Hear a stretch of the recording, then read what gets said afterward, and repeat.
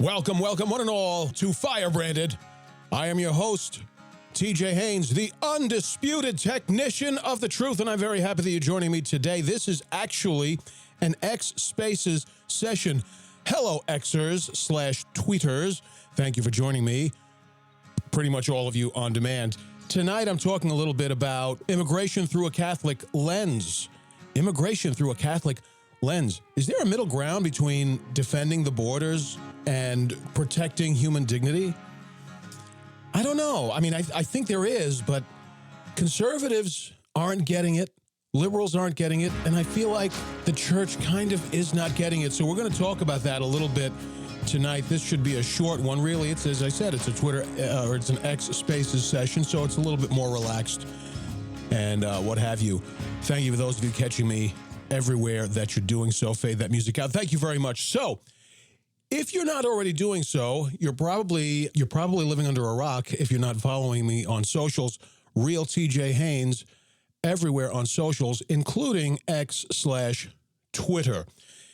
If you're not following me on, or if you're following me on Twitter, you might have realized or seen that I've been posting a lot about immigration. Well, not a lot about immigration, but I've been posting a lot. A good deal of it has been about immigration, mostly reposts and stuff like that. Everybody's got a lot to say about it. It's usually the same kind of song being sung by conservatives, same kind of song being sung by liberals. Each side isn't singing the same song as the other. As you know, they have different perspectives. But each side is singing the same song as each other, as the people on their side. Very few people are talking about this from a Catholic perspective or through a Catholic lens. Now, you would expect the church to be looking at this through a Catholic lens. Some are. Some clerics, some bishops are. I don't know if some commentators are. I haven't seen that. But recently, this literally just very recently happened. So give me a second to scroll down to this. Where did this go? Here it is. Recently, this happened, or at least I just saw it recently. From National Catholic Register, their post on X, Archbishop Gomez praises immigration bill to create legal protections. That's interesting. Let's dig a little deeper. Archbishop Gomez praised legislation that would provide protections for people lacking legal immigration status, saying it should be the beginning of a conversation. Okay. Well, I like that position, the beginning of a conversation, but we've been having this conversation a long time, right? Haven't we been having this conversation since Trump's first administration? Where is this conversation going and where should it lead? Now, the church's official position: a nation has a right to its borders. Citizens have to obey the law. Really, people need to obey the law. And a nation has a right to enforce its borders. Pope Leo even said something to that effect when he said, no one is talking about having open borders. No one's saying you should have open borders. But, and I'm paraphrasing this, he did say that first part. We're not saying you should have open borders. But, this is the paraphrase, we have to look at how we're defending or protecting or enforcing our borders, enforcing immigration law, because in some cases, people are not being treated with dignity. In some cases, you have people who have been here for several years. They're holding down a job. They're paying their taxes, and they're being wrangled up with hardened criminals. ICE is going out there looking for the worst of the worst. This is what they say. But if a normal person, someone who's not a hardened criminal, is in the same, for instance, if they're in the same house, the same apartment, whatever, as the hardened criminal they're going in there to arrest. If you're in there and you're not the hardened criminal they're looking for, but you are also an illegal immigrant, they'll arrest you too. Now, there was a video I just saw on X recently. Maybe I'll post it in a comment to this post on X. If you're seeing this, if you're getting this podcast anywhere else, I'll drop a link to wherever I'm uploading that so you can see it too. But it was, and this is not the first time I've seen this sort of thing, but it really was kind of heart-wrenching. It featured ICE agents apprehending or arresting an illegal migrant, pulling him out of the car that he was in. In the back were his wife and baby. How do we know that they were married? Well, because the woman says in Spanish, because she's crying, she's hysterical, and the cops are trying to get her out of the car, telling her to go home because she has a baby and whatnot. And she says in Spanish, no, I'm going with my husband, crying and very upset. I'm going with my husband. And she's crying and begging them not to take him away, this and that. Very heart-wrenching. Now, that's a reality. We don't know if this guy, her husband, was one of the worst of the worst.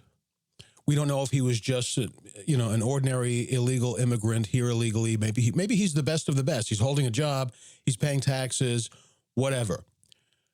But here we have a situation where a family is being divided. A man is being arrested in the presence of his wife, and the baby had to be less than a year old. The husband's being taken away from the family, taken out of the house. Now, we have to be mindful of the other side of this, because this puts the image in your mind that he's being snatched up, thrown on a plane, being flown over Honduras, and being tossed out over Honduras with a parachute. That's not necessarily what happens. Not all of these people who are arrested are just thrown on a plane, flown over Honduras, and tossed out with a parachute. Some of them are released again. Now, I don't know if that fella is going to be released and sent back to his family, but we have to pay attention to these details that we do know. A man was taken away from his family, and we can reasonably assume that it was not a marriage of convenience, because the woman is very upset. She's crying. She's hysterical, and she insists on going with her husband. That's obviously a real marriage. That's a woman who really loves the man she's married to. And clearly they have a baby together. There's the baby in her arms. Very moving video. And this is the sort of thing that is happening. Is it happening a lot? Is it happening sometimes? I don't know. But if it's happening at all, there's a problem. So what's the middle ground there? Let's talk about the other side. Illegal immigration is responsible for elevated crime rates. It does have the effect of injuring local economies, flooding local workforces and labor forces. So, for instance, there was a case, I forget where it was. I wrote an article about it on Stoking the Embers, which you can find at stokingembers.com. I'll just get that up on the screen real quick so I can tell you what the article was so you can search for it. There it is. Oh, my God. The article is also called Immigration Through a Catholic Lens. What are the odds of that?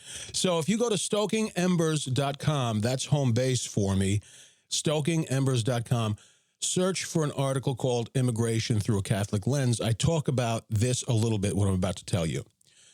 So there was a case, I think it was in the Midwest. Oh, it was in Omaha. Let me just read a little bit to you. An Omaha meatpacking plant just lost half of its staff, about 80 workers, in an ICE raid on June 10th, 2025. Some of those taken away had been there for years. Now, let me paraphrase the rest. Sorry, I had to clear my throat. So let me paraphrase the rest. So 80 workers, that's a lot of workers. It was most of their workforce, over half of their workforce, right? And I believe when I followed up on this story, you would think, oh, my God, they just arrested 80 people, flew them over Honduras or Bolivia, and tossed them out of a plane with parachutes. You would think that, right? It sort of puts that image in your head, but that's not actually what happened.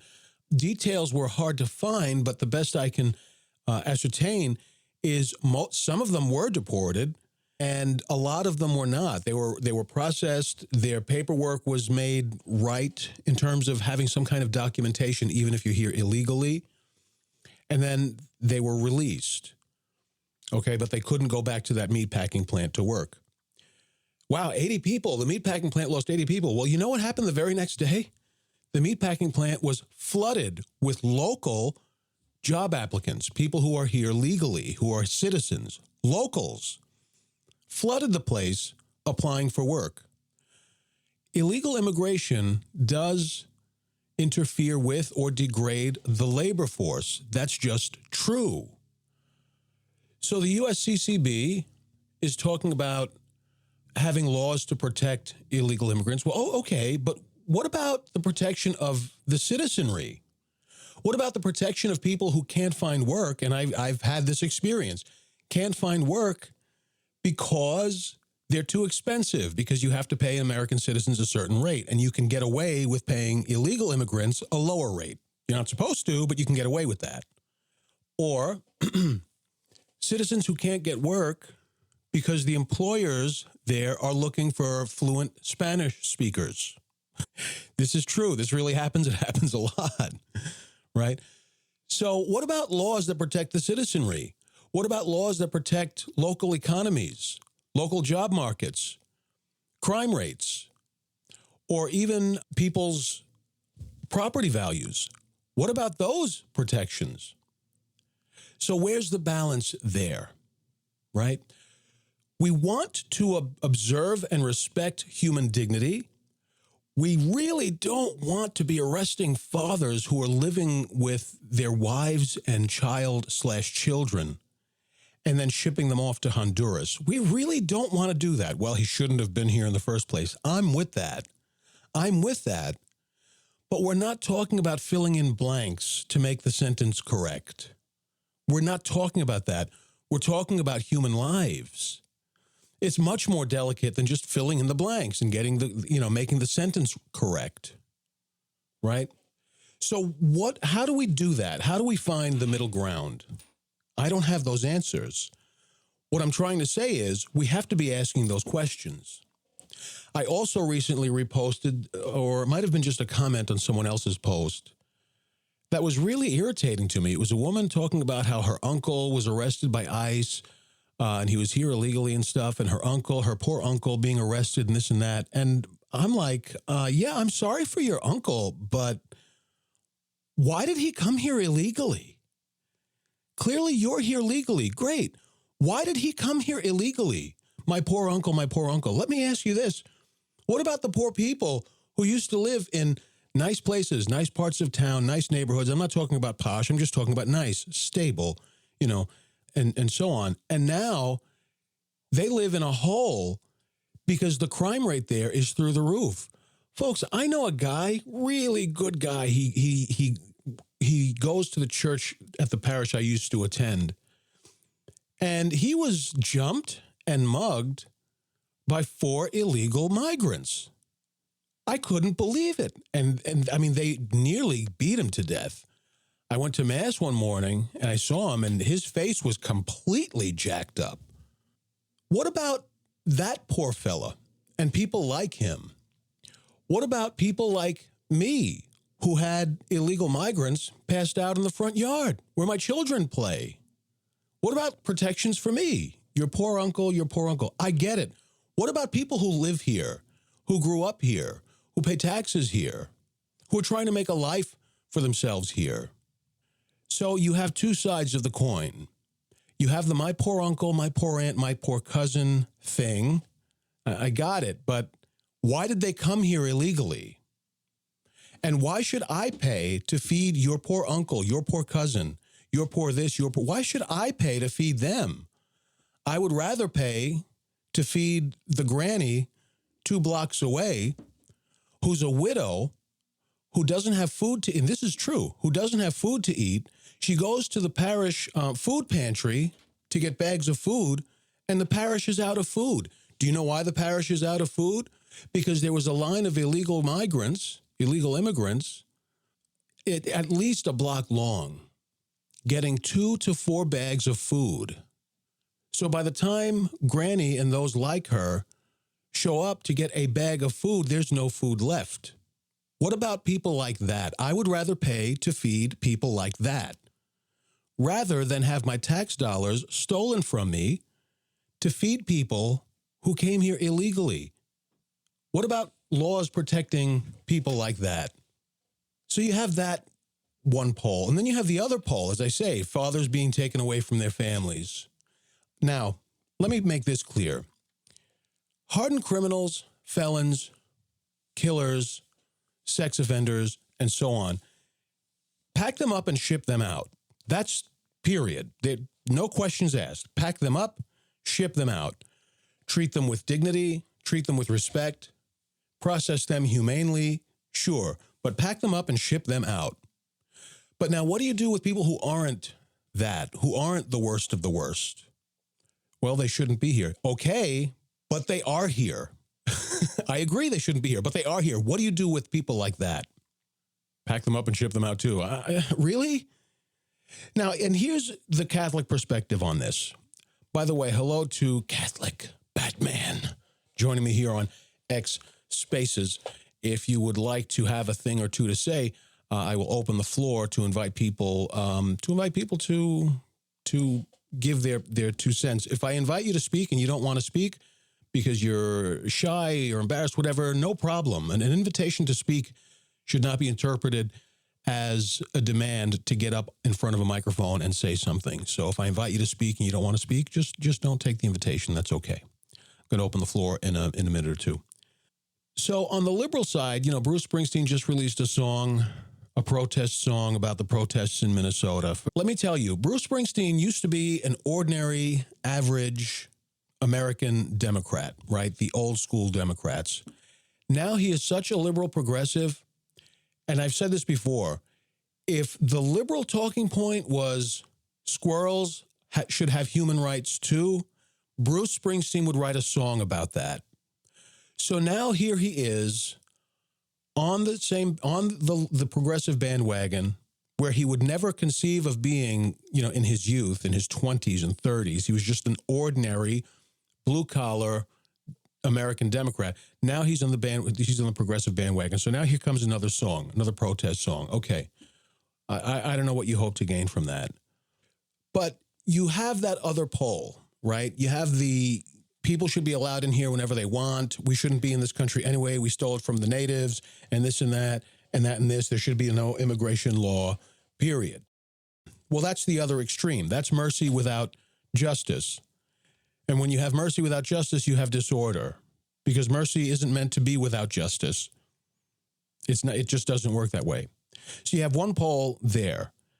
Damn the Americans. We're awful people anyway.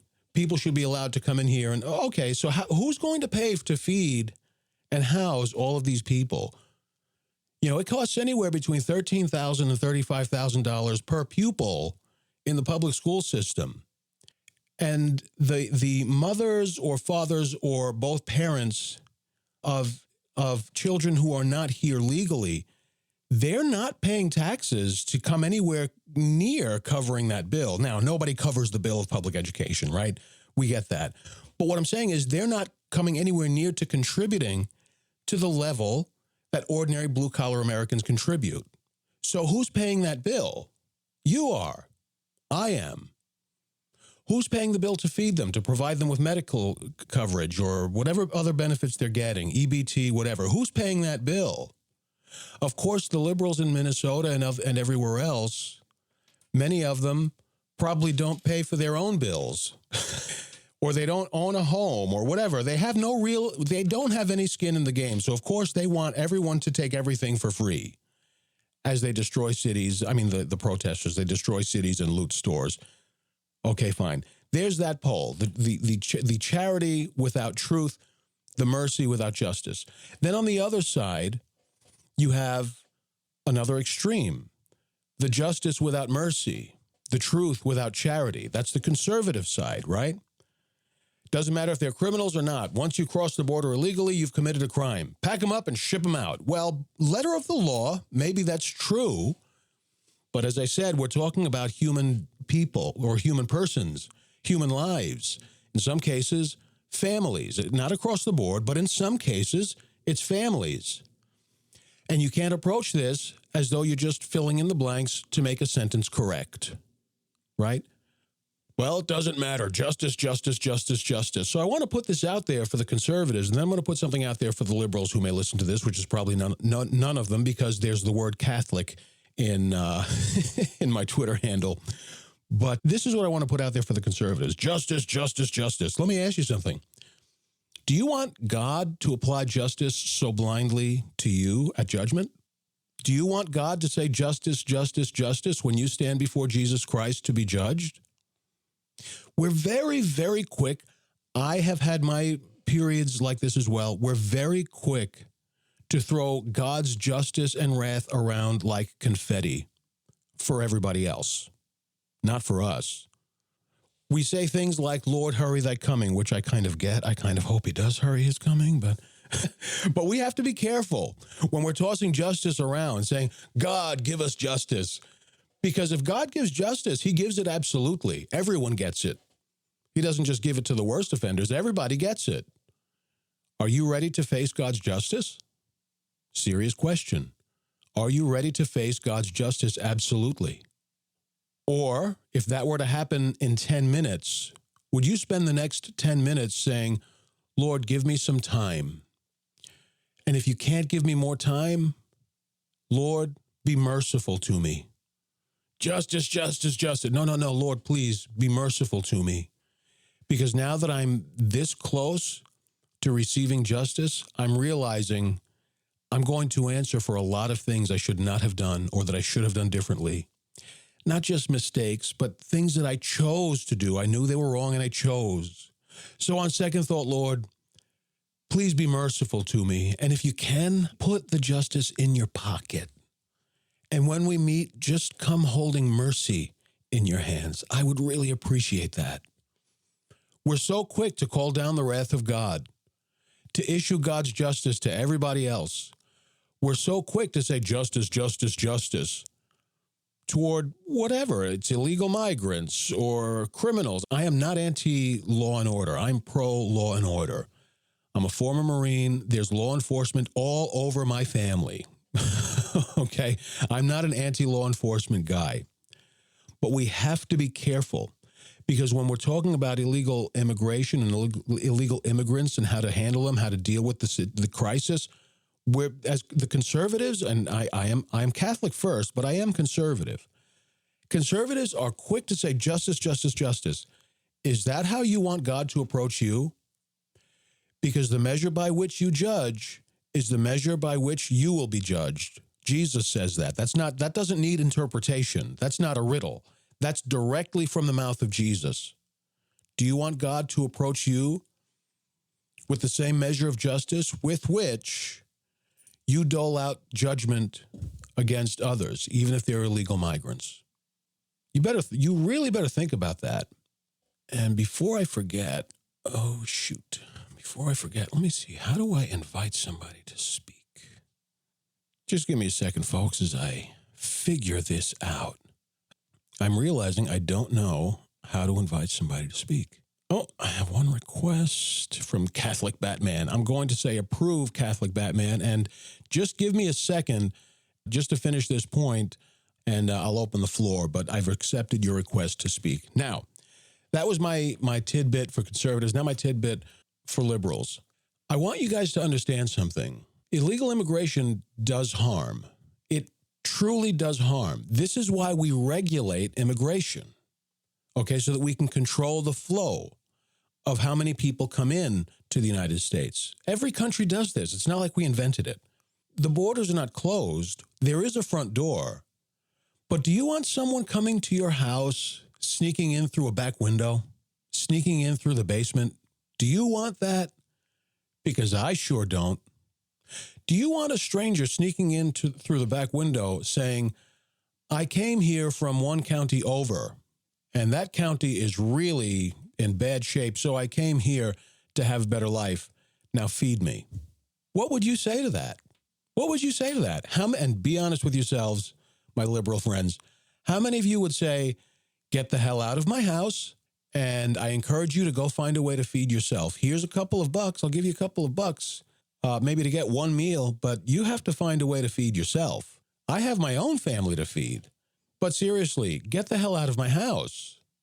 Or would you let him stay in your basement or in your living room? You'd let them pick whichever room they want to stay in. You'd let them stay there indefinitely. Sure, there's going to be some of you like that. But let's be honest. Illegal immigration does harm. This is why there's a proper immigration system so that people can come here legally, right? So the system can manage, sustain the flow of people from other countries. That's why there's a legal immigration system. Legal. The borders are not closed. There is an immigration system, but you have to come in through the front door. You have to do it the right way. None of you who are saying there shouldn't be an immigration system at all, and this and that, and they should, they're people, they should get whatever they need. Okay, then you pay for it. Let a group of illegal immigrants, doesn't matter whether they're a family, a group of 4 friends, or 4 individual strangers altogether, doesn't matter.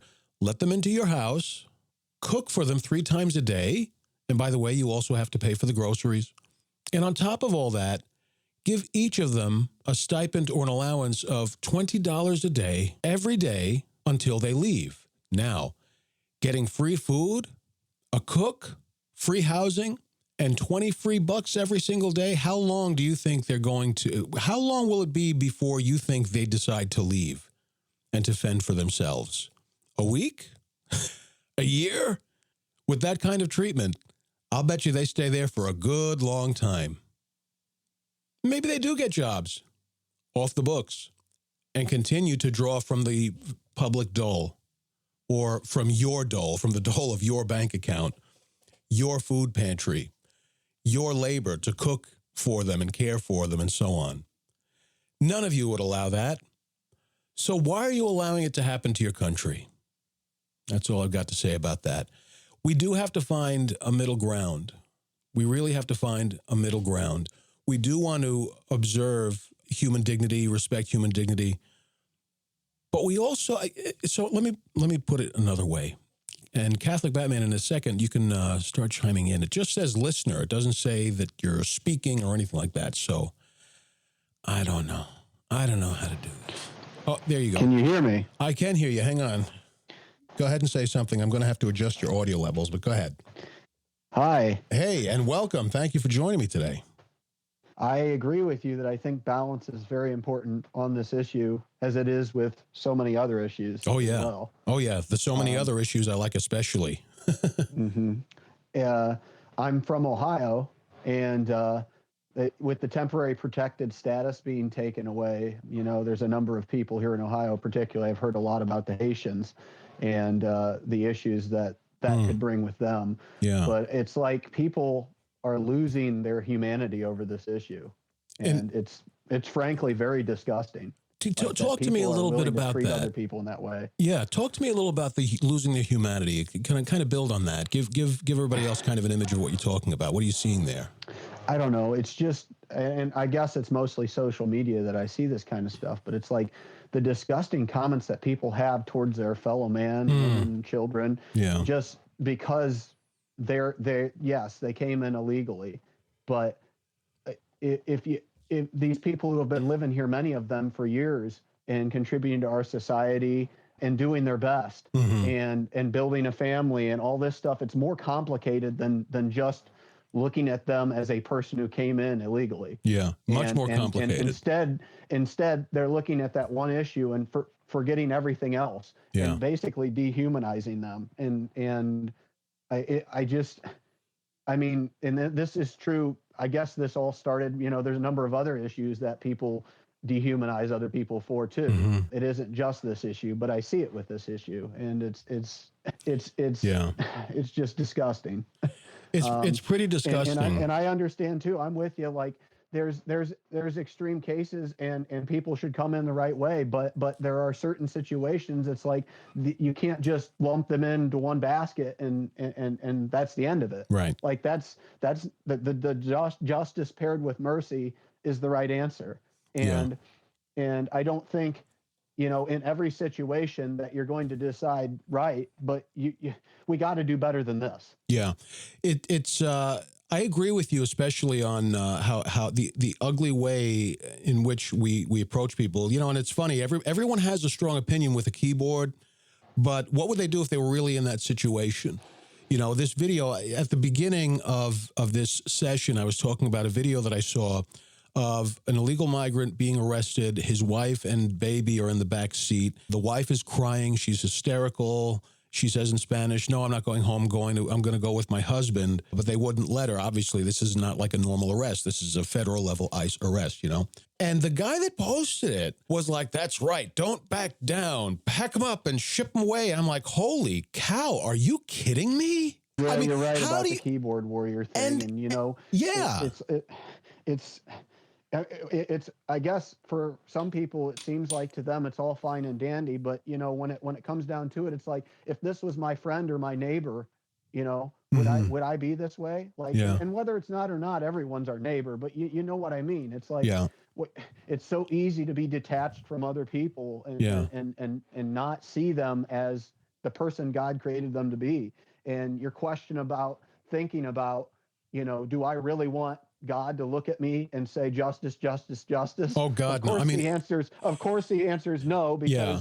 because in my case, and I'm sure I deserve hell, and Yeah. and that's so we beg for God's mercy, and in the same way, we should look at our fellow men and treat them the way we want God to treat us.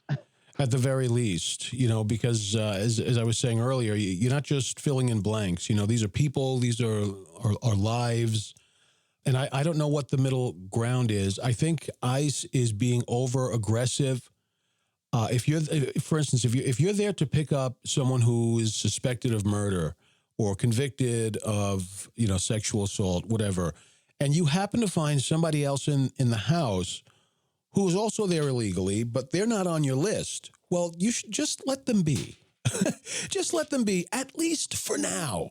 You're there to get the worst of the worst, and you're going to treat the worst of the worst a certain way, right? Because they're dangerous people.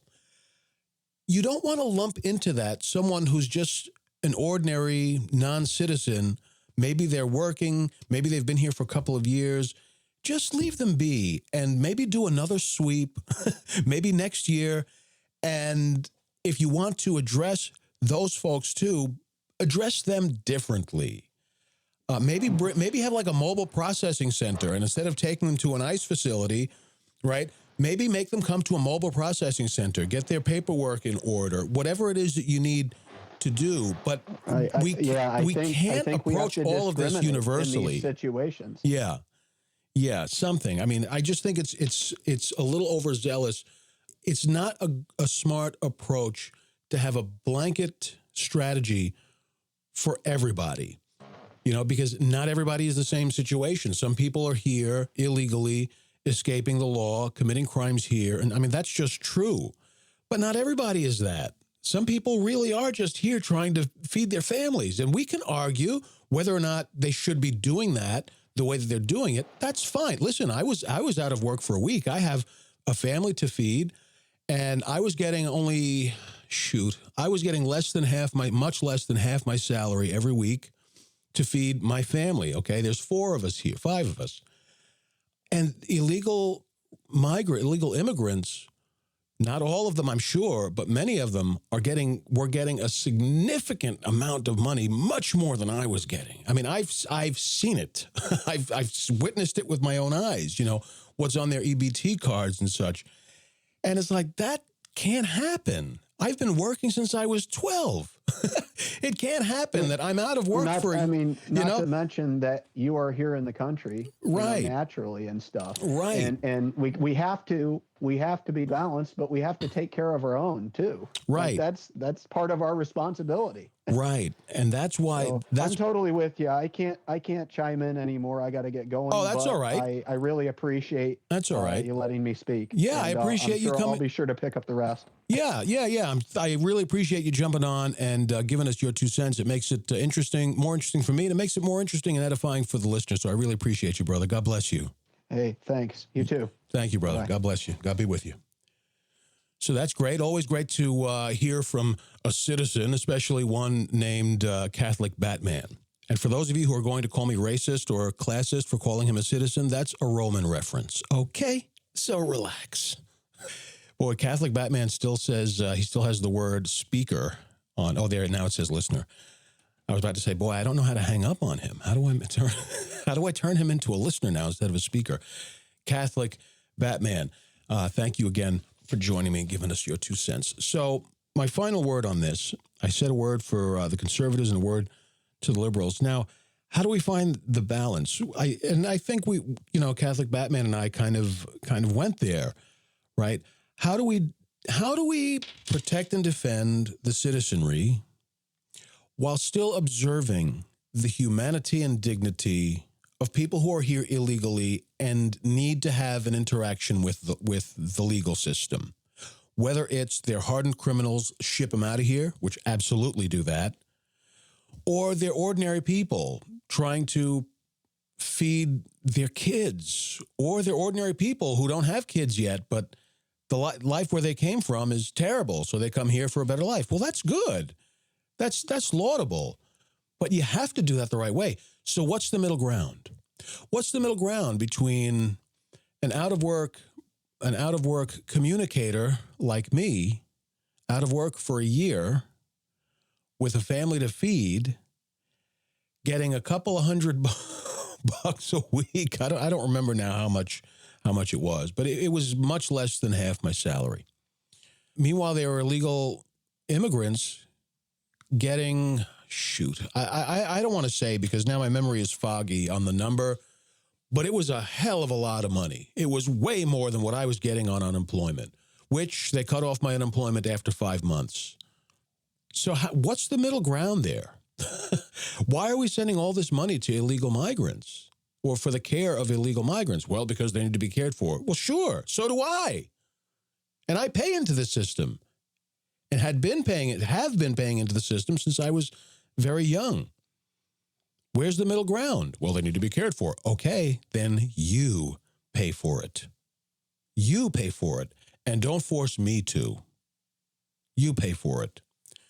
Certainly part of the middle ground is we cannot arrest and process hardened criminals the way we would arrest and process ordinary people who are here illegally, but they're not hardened criminals. Maybe they're living ordinary lives, which I don't think it's 100% of the case, but it happens where there are people, and it absolutely happens, people living ordinary lives, they're here illegally, they respect the law, they're holding down jobs, and so on. They're just living the same life you and I are, but they're not here legally.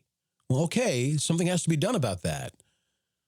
Do we approach and process them the same way we would approach and process the worst of the worst, hardened criminals and so on? At least the middle ground should involve revisiting that. And I think it should also involve how much money we're tossing at this problem. And really, how much money ought we be tossing at this problem? Because I'll bet you it's a whole lot less. There are a lot of American citizens in dire straits, suffering, who need help that, well, there's a safety net for them. You would be surprised. You'd be surprised how people who really have legitimate need of the help of the social safety net don't qualify for it. You would be surprised. And then there are people who qualify for it but don't actually deserve it, and they're taking advantage of it. We have to find the middle ground. Middle ground means it can't be justice alone. You don't want God to approach you that way. And it can't be mercy alone. It can't be charity alone, because what you have at that point is chaos. It's social and civil chaos. We know that because we had it for 4 years. And it would have been much worse today had someone not finally done something about it. We can argue back and forth whether or not it's being dealt with prudently, charitably. Yeah, we can have that conversation, of course, because I want to get there too.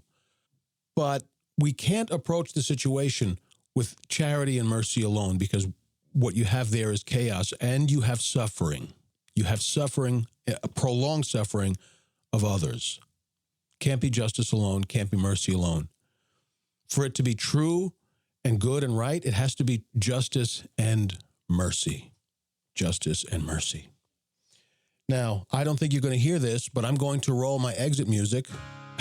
X Spaces does not have very good audio quality, so usually audio gets squashed when you try to squeeze some music in there. You're probably just barely hearing it. But my podcast listeners are hearing it, so I got to roll it. This has been an X Spaces session with me, TJ Haines, Catholic firebrand extraordinary and the undisputed technician of the truth. It's sort of been an episode of Firebranded. You'll find Firebranded, one word, Firebranded, one word, on Apple Podcasts, Spotify, and everywhere else that has class and excellent taste. Again, I've been your host, TJ Haines. Follow me everywhere on socials at Real TJ Haines. check me out sometime at catholicfirebrand.com. God bless you. God be with you all. Bye-bye.